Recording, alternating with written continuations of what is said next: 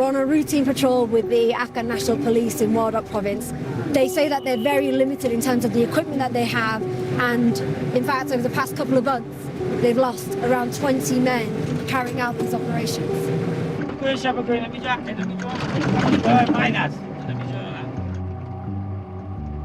This area is controlled by the government, but further on is Taliban territory.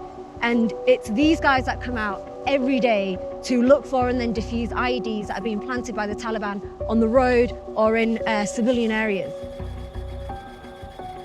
کمک میکردن زمانی که ولایت‌ها جمع شدن در مرکز فقط تیم انجینری خود هم قماندانی هست، یعنی اگر وقت امکانش بود کمک میکردن، ولی مشکلاتی یعنی از تیم انجینری یا وسایل مشکل یا برای ماست. وسایل خمسا کردن ما این هم بسیار با کمبودی از اون مواجه هستیم. Do you wish that the Americans had stayed? بودنشان خوب است چون نظر به وسایل پیشرفته نداریم. اینمی یک چیزی است که آن شما با چشم و سر مشاهده میکنین که چیزی نتیجه هم نمیده. زیاد دوستای ما را زیاد نیروهای امنیتی ما را به شهادت رسانده، فقط ما این زیاد.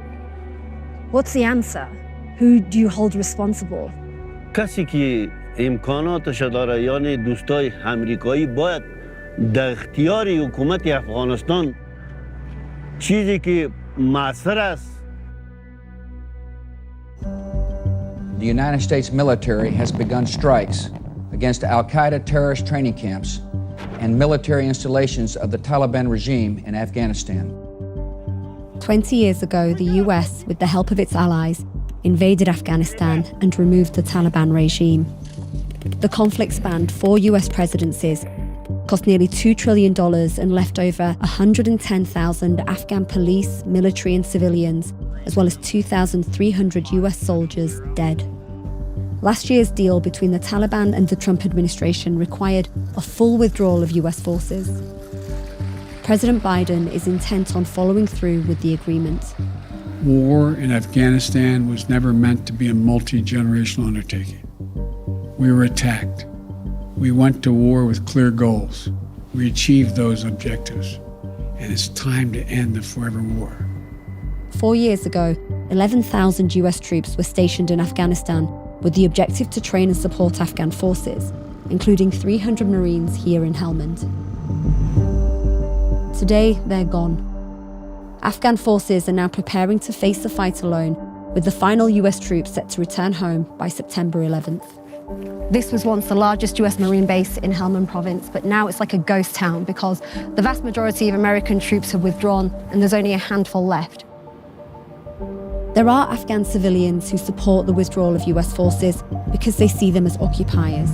But for politicians leading the frontline fight against the Taliban, like Hamdullah Mohib, it brings complications.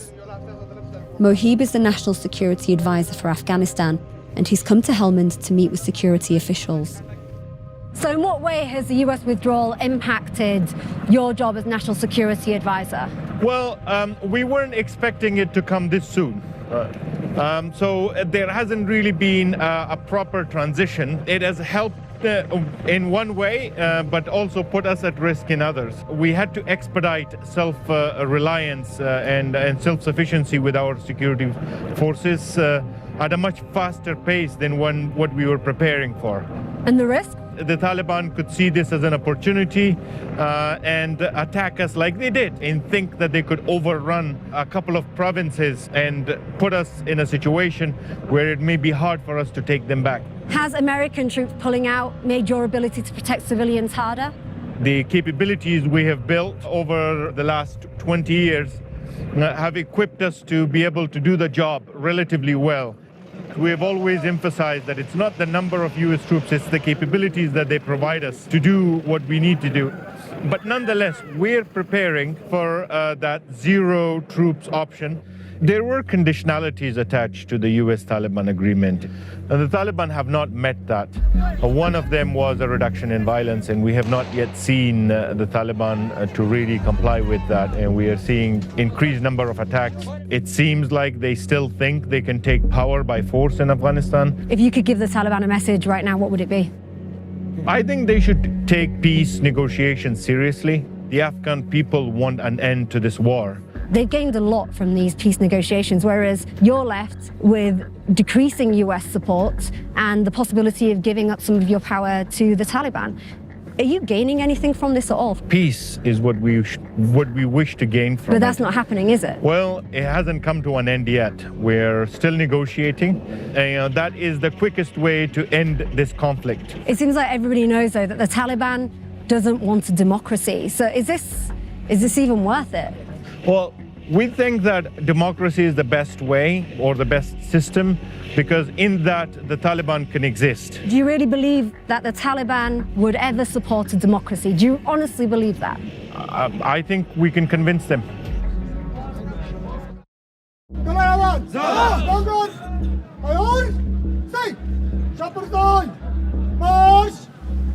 The US withdrawal isn't stopping Afghans from joining the army. These newest recruits come at a time when the Taliban controls over half the country and thousands of civilians continue to be killed and injured each year.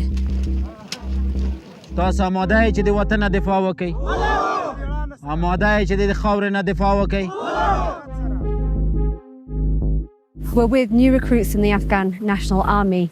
Every single soldier has to go through 12 weeks of training. After that, they're either sent off for more specialist training or they can be sent directly into combat.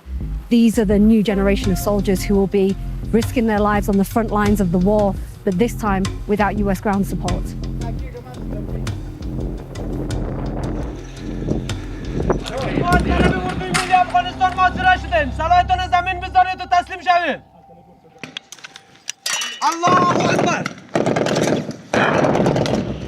At one point, there were tens of thousands of US soldiers who were stationed in Afghanistan, who were fighting alongside Afghan forces.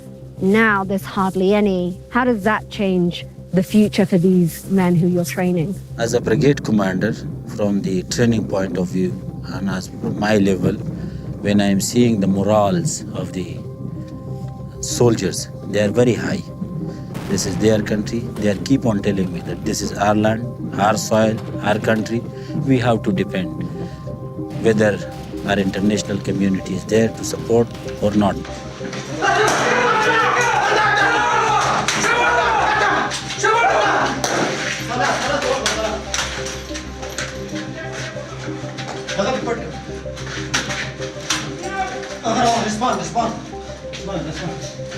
Support of the international community is very important.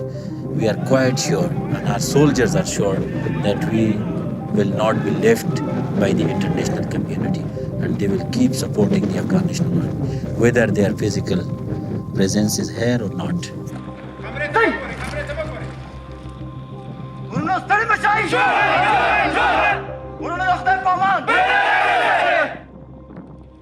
تاسو ته چې کومه وظیفه درکړه شوې وه په ډېر شجاعانه باندې تاسو خپله وظیفه اجرا کړه آفرین دې وي هر کله چې داسې وظیفې استخدامېږي په همدغه شان دي. What was it exactly that made you decide that you wanted to pick up a gun and fight for your country?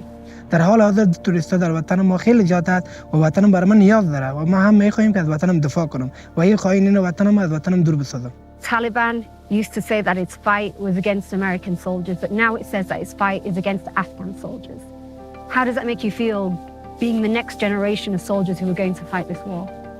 اونها چون منافع شخصی خود در نظر میگیرن، میخوان یک حکومت دیگه تشکیل بدن و وطن ما رو ویران بسازن، وطن ما رو پارچه پارچه بسازن. اونا دشمن اصلیشون ما هستیم، ما افغانی هستیم. هیچ کسی دشمن اصلی اونا نیست و ما نمیذاریم که وطن ما رو اونا پارچه پارچه بسازن.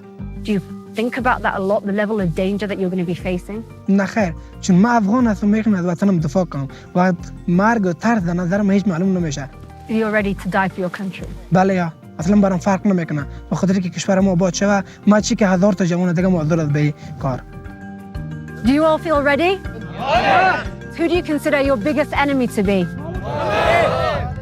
Who here has lost somebody to the war in Afghanistan? That's well over half of the people here. Is that why you're fighting?